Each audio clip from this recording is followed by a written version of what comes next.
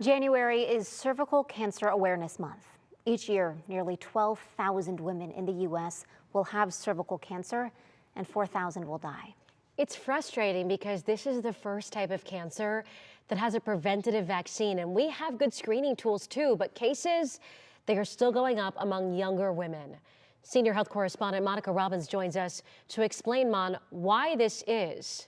Well, you know what? Nearly 90% of cervical cancer is caused by the Human Papillomavirus, or HPV, and it's estimated nearly 80% of women will get this sexually transmitted disease in their lifetime.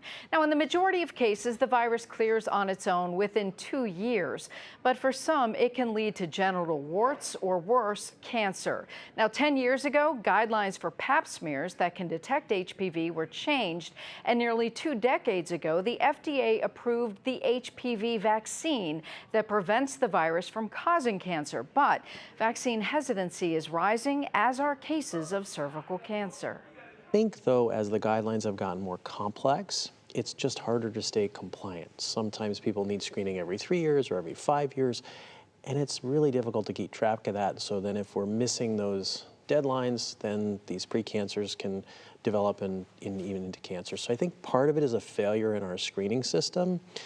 And I think, we've seen for some reason also an increase in advanced cancers, and I don't know that we really understand why that's happening.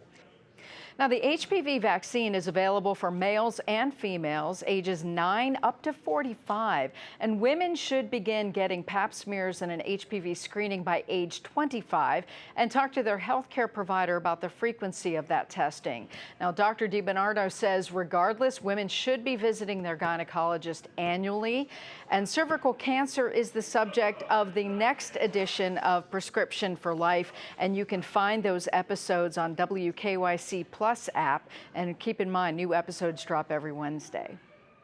Monica, this is a question that many people might have. Why do boys need to get the HPV vaccine? Well, remember, it is a sexually transmitted disease, and yes, men can get it. There is no test for men to determine whether or not they have HPV, but the vaccine does prevent cancer in men too. And keep in mind, cases of head and neck cancer among men are also rising, and majority of those caused by HPV. So it is a very dangerous virus that can cause a whole lot of problems. It sure is. Monica Robbins live for us in the newsroom.